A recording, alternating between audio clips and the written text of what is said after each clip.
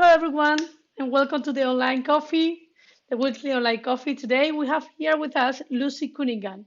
She's the founder of Tell Me Well Communications, and she's a really nice person that I met a long time ago in the Netherlands. Hello, Lucie. How are you? Hi, I'm well, Gemma. Thank you so much for your invitation. It's a pleasure to have you here. You are a person that knows a lot, and you can help many people. So thank you for being here, Lucie. How I are you? appreciate How is it. Thank everything? you. Oh, it's actually an exciting time because I have new kinds of um, business. I'm a copywriter, editor, proofreader, and CV writer. But I Nice. got asked to help with an academic book to find Wow, authors nice. all around the world on a topic related to entrepreneurship and employment for the underserved. So a lot of things that align with my values and my skills. And I hope I get to do a lot more of those projects. Oh, that's really nice, Lucy. Can you tell us a little about your background so then the people knows a little about you? Because you have a really interesting background. Well, I have moved around a lot. I'm originally from France and I have Spanish roots. And I studied in England for a year and met my husband there. And then we moved to the US on both coasts. And then we moved to the Netherlands and lived there for 16 years. And 2 years ago, we moved to Glasgow in Scotland, in beautiful Scotland. Originally, my background is English studies and linguistics. So I learned a lot of, a lot of grammar. I'm a word geek. I love to write. I love to read. Um, I learned translation for various languages. I've learned several languages, modern ones and Latin as well. So I love anything that is related to communication and to words. And another aspect that I did in my studies was sociology. I took several courses in that, ended up doing my master's research on sociology. And when I realized, when you do languages, normally you end up teaching. And then I realized I'm not cut out to be a teacher, but I want to make a difference. So I ended up working for nonprofits. I ended up founding one. I worked for Stanford University when I lived in California, and that was really a spectacular professional environment, very international. So I tend to go for projects that are multicultural, from people from all walks of life, and I love to make a difference in the community. Yeah, I can say it's true because I live it in my own And I'm a person. connector. Yeah, I was going to say that you miss a really important part about your background that is that you connect everyone everywhere. So this is really important also. Well, it takes a connector to recognize another connector, Gemma. Yeah, well, that's true. People who know you know that about you as well. Yeah. I think that's why we connect really well, Lucy, because we understand each other really good. Yeah, We it's really think about interesting. business. We know how to communicate. I mean, copywriting is related to marketing, and we see Hmm. potential in people, in ideas, and we like to make things happen. Yes, yes, that make people happy, and then we are happy. So it's perfect, very much. Yeah, so Lucy, with all the things that you have done, because I know you have done, now you say it in a really short time, because if Uh-huh. you start saying all the things that you have done, you can be talking for hours and hours. So, Uh-huh. and after all the things that you have done, what made you want to help people to communicate properly? How did you end up in this area? When I, every time that you move to a different country, you sort of reassess, what do I truly want to do with my life? Hmm. What can I do? What can I offer? And what does industry or society need? And when I look back the last time I did that, I realized that communications had been the red thread in all that I had done. I had interviewed people for newsletters, for websites. I was used to WordPress. I was used to a lot of things. When I was a child, I would find typos in books all the time. I even have letters that my dad kept that I found typos in dictionaries and reported them. Oh, really? Wow. Yes, so the proofreading part for me and the editing part, it just comes naturally. That's something I just pay attention to because I find them distracting when you have a message. And I feel that messages are important, whether you are selling products or services, or you want to inform your audience. Those things are very distracting if you know, if the language is not correct. Then you start thinking, oh, is that person really professional?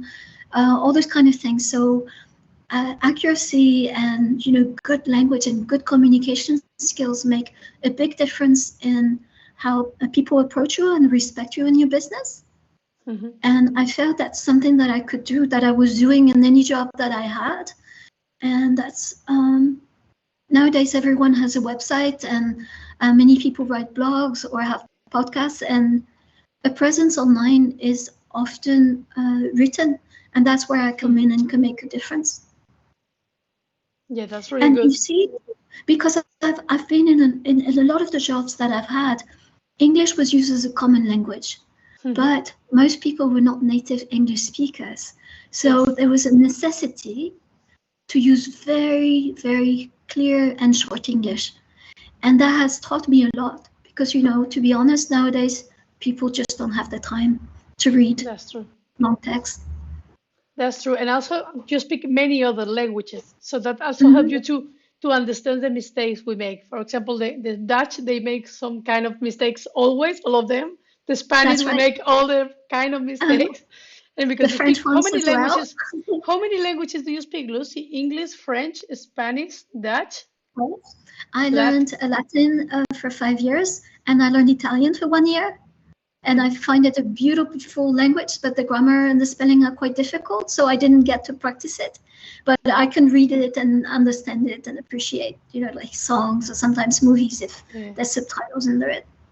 Yeah, so that also helps you to make the English better from all the languages. That helps you a lot. Every time I learn a new language, I learn the grammar, and I can compare it and explain it to people. You know, often people are asked, why do you say it this way?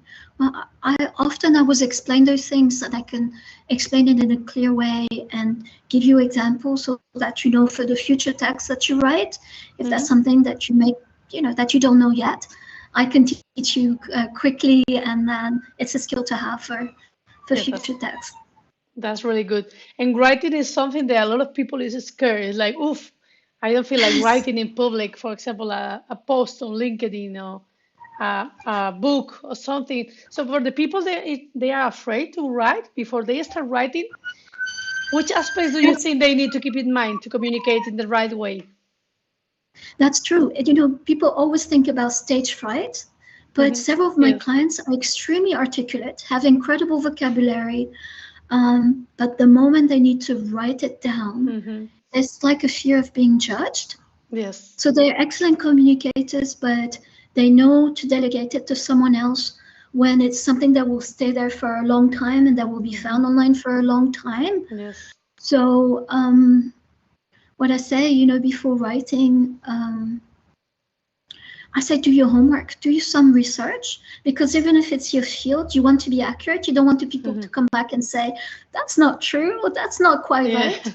You want to do your research, and the research will remind you that you know a lot about it. It builds your confidence. And what I would say is, when you write content for your company, for your business, that the text should not be only about you. When you think about it, people come to your site because they want certain issues to be solved, or they want to enjoy, you know, certain things that you can provide. But often you're solving an issue, and so they come with a certain mindset, and they come with expectations. And you know, they will only give you a few seconds. If they don't click with you with the first top third of your landing page, it's just not going to work. So there's some tricks of the trade on how to write that. When you learn copywriting, you know, you're exposed to the psychology of clients, and it's not about manipulating your clients. I always say, you know, stay within the truth. Don't stretch. Don't promise the moon. You're good. That's why you're doing your business. Be accurate, but be customer-centered. Phrase it their way. Phrase it in a positive way, in a confident way, but a humble way if you can. Unless you truly are the top, you know, the top leader in the world, then that's very different. You have the right to brag. Even then, you need to be you need to do it the same way, I think, even if you are Yes. God. When you think about it, you have to think about people's apprehensions. Hmm. Because, for example, with coaching, a lot of people wait because they say, well, is coaching really true?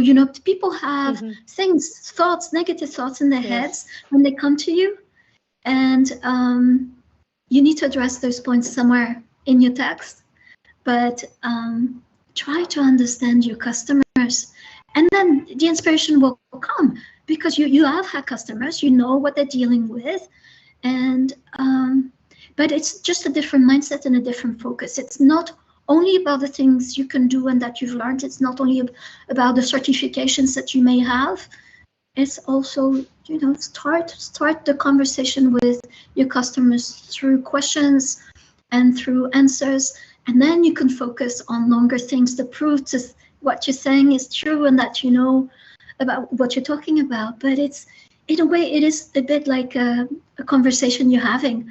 So I like texts that are personal and that are engaging because they relate to the audience. Yeah. And what do you think is also important to be really clear and concise? Yes, well, people hop from site to site. Often they want to shop around, and if they don't find answers quickly, they just tune out. If it's too wordy, if it's repetitive, if it's vague, and if it's boring, that they just don't engage with that.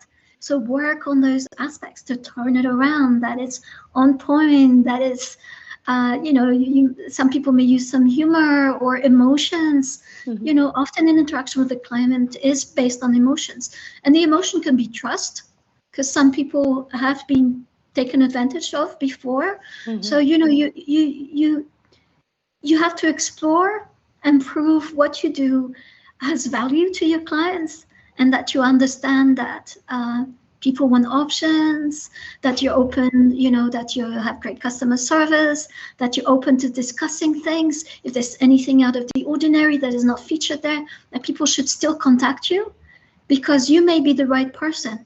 But it's also showing your attitude and your personality. Not everyone has a click with you, so True. be proud of who you are and how you do things. Your style is also part of your business. So try to communicate that in your text about who you are and how you do things. And then you get clients that are more suited to your style and that right away will cooperate with you and work with you or want to reorder or tell their friends about what you do. Yeah, that's really important. It's really important to connect Yes. because we are And many things everything doing like the this. same thing, but people work with the people they connect. Yes. Yes, yeah, it's really important. And what recommendation can you give us to the people that they write for everyone? They don't take into account their target or their buyer persona. I would say that I would tell you, have your friends, people that you trust, review your website and give you very candid feedback, because your friends may be very different in taste and what upsets them or what makes you earn, brownie points. That, oh, I love that. Could you do more of that? That's exactly the right tone. Or how about if I want to refund, or if I change my mind? Are you flexible about this? Are you flexible about that? When you have feedback from different sources, whether it's a professional or consumers, potential clients, um, it helps you fine tune. It helps you identify what you're missing, because you don't know what you don't know. You only write, when you write your own website, you only know about the things that you know and that the latest clients have told you. Then you edit it and you adjust it compared to what your clients tell you. But it's good to have people from different ages, from different groups, have a look at your text and then give you very honest feedback. And the feedback is not to hurt you, it's just to make it then more approachable and more attractive to a varied audience. And another tip that I would give is, whenever you write your own text, don't publish it right away. Sleep over I it. agree. Go back to it the next day, go back to it in 2 days. The next day is ideal.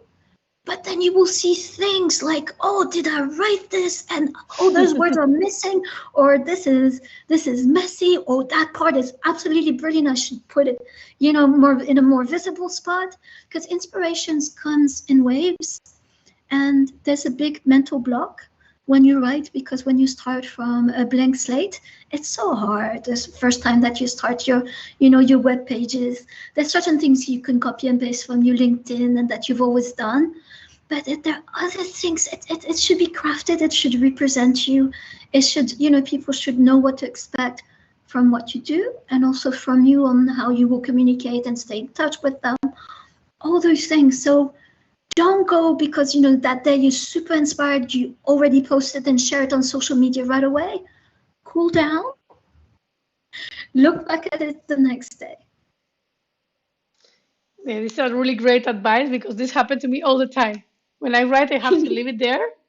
And then when I check it, I change not everything, but a lot. That's what copywriters do. It's not that we're imprinted with, with knowledge that no one else has. We need time to digest.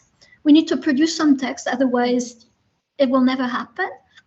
But you build on it, you edit it, you reorder it, you improve it, you sharpen it, you get feedback, and then it becomes a text that is really great for your clients. So when you do that for yourself, don't expect that you will get it right the first time, and revisit it every 2 or 3 months, because things evolve in businesses.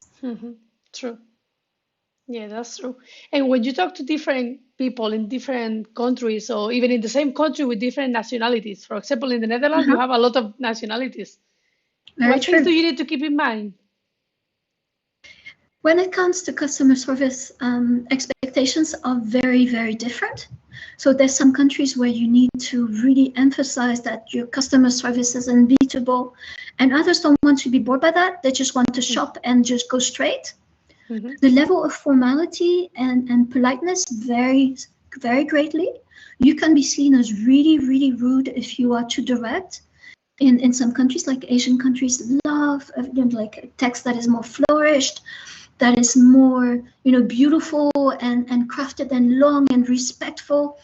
In France, for example, you always address your client in a very formal way, a bit like sir and madam. And the equivalent, in Spanish would be usted, and in Dutch would be u. You then conjugate the verb in a different way that is very respectful and formal, and you put a barrier. There's a hierarchy, the client is king, and you serve them. So there's some that are very, equal and direct. I'm an expert, that's why you come to me, and you're a wonderful client, so I want to do as best as possible for you, and we're on equal terms. It's a win-win situation. Or in some countries, it's very much like, okay, how can I help you, and how can serve you, and is everything okay? You check on them on a very regular basis. But there's some countries where it irritates them. It's just a deal. It's a transaction, and don't fuss over me. While some countries, clients want to be fussed over. So that's something to be really aware of, and that's why you need to do your homework and speak to people that come from that country to see, if you're reaching out to a new market or a new language, to really get someone that not only knows the grammar, but that also knows about the etiquette and the cultural norms, because the last thing you want to do is to offend a client. Yeah, this is really important. This is also for everything related, not only in communication, but marketing and everything. When you do business in a different country, it's like a new world.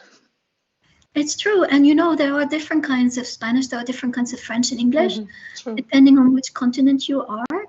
So, the greetings are different, and then it feels a little odd if you don't adjust it to that particular place. And it's funny because I've learned both British and American English. I've worked both in the UK and in the United States, and I specify that I write using different spellings depending on what's needed. But what I warn my clients against is not to mix them, because then it's sloppy, and you don't gain trust and confidence from your clients when you're going in all directions. Pick one, stick to it, and then everyone's brains adjust to that. For the international community, whether you use American English or British English doesn't really matter, as long as you're consistent. Yeah, that's important that you say that too. And it's not only important the text you write, it's also important the way you edit it. Can you tell something about it? Yes, very much, because when you've written your own text, you no longer have the distance. You've rewritten passages and your brain sort of scans it without reading it, and that's where you don't see that there's certain words that is used in the same paragraph several times, or there's a word missing, or your sentence is not finished, and your brain finishes it for you. But when you're not the writer, it just leaves it to you. So your clients see it, or a proofreader would see it, or a friend, you send your site, you share it on social media, and sometimes you get a private message. Check out that page for this, and that, because your brain can no longer see it when it's your own. Yeah, that's and true. Editing, that's why wait for it to look at it again. That rule works wonders. Yeah, that's amazing. This is a really nice tip that you are giving here to all the people listening. Thank you. Is there anything else that I didn't ask that you think is important to create a good quality test? Something that we cannot miss, because otherwise. Yes, there are 3 points. The first one is a bit of a double, do your research. I truly believe in that, and be accurate. Don't be vague.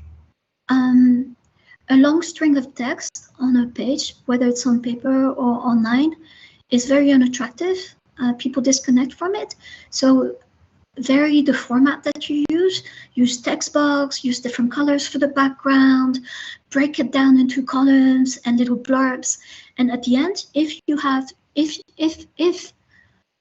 what you do is very technical and has to be supported by technical text, always do a blurb at the end with a summary with the main points, so that if people want to go directly to the summary, they can. They don't have to go through the whole thing, and then they can go back to the paragraph where they need more information. So, don't have just a block of text. Break it with illustrations, with white backgrounds and colorful backgrounds. Otherwise, it's too much. When you write, use action verbs. Limit negations, so don't do double negations. Use just a regular sentence. Avoid the passive form. So, like, my clients were delivered flowers on Tuesday. No, my company delivered flowers on every Tuesday to local companies. Make it as straightforward and clear and clean as you can. Then all the things that then people get your message. It's powerful and it's uplifting instead of being scattered. Yeah, that's really important, because also we never know how the people is going to receive the communication. We don't know if they are happy, sad, busy, relaxed. So depending on their mood, if you don't do it clear, they are not going to understand it. Yeah, and that's really one of the secrets of copywriting is to address emotions and to describe the emotions that your past customers have experienced. So use the feedback that people leave in your reviews, and some of the reviews are very good writers and really speak from the heart, and emotions sell, and emotions come from satisfaction. People get excited when they get a package from you, when they get coaching, or when they get your services. They're moved by it and they feel good, and that feel good is really a part of marketing. But with copywriting,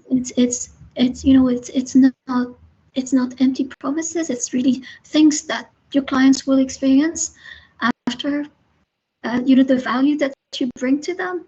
When you can describe the value that you bring to people in words, it's life transforming. When I do CV writing, it's very similar to copywriting, because you have to explain why you qualified for this, the difference that you've made in previous places, and how you fit in a team, and what your personality is like, so that they can make an informed decision. And yes, I learned so much from it. Yeah, that's really good. So I was going to tell you to say the three more important things, but you just tell them. Yes, So sorry, it's I just, okay. I just went to that question. Um, No, but it's okay. It's okay. Because it's good. I think like when you write, it's the same that when you talk. At the end, it's good to give the main points because we are talking about a lot of information. So you say the three more uh-huh. important things, then the people keep this in mind and then they know where they need to start from because otherwise it's a lot of information. So it's good. It's really good. Yes. So basically, those three tips are: be accurate, be specific and accurate. Don't bore people by writing too long a text. Break it down for Yes. them into smaller pieces so that they can digest it.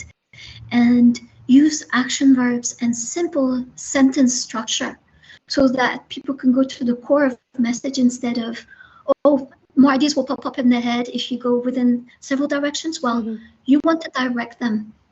Good Yes. copywriting always ends with an action call. Mhm. So be Yes. very mindful what you write on your buttons. For example, you want people to Mhm. remember that. Not Yes. just your motto and what you stand for, but also you have to guide your clients about what actions should they take so that they can get in touch with you. Yeah. Thank you very much, Lucy. I think it's helping a lot of people. All the people that will listen to it, they can start writing now. So Well, thank you very much. my business is called Tell Them Well Communications, and you can find me at www.tellthemwell.com. Yeah, and also in LinkedIn, you have a profile, they will find it easy. Absolutely. Yeah. So thank you very much, Lucy. It was really nice to see you again and keep in touch. I will. Take care. Okay, bye everyone.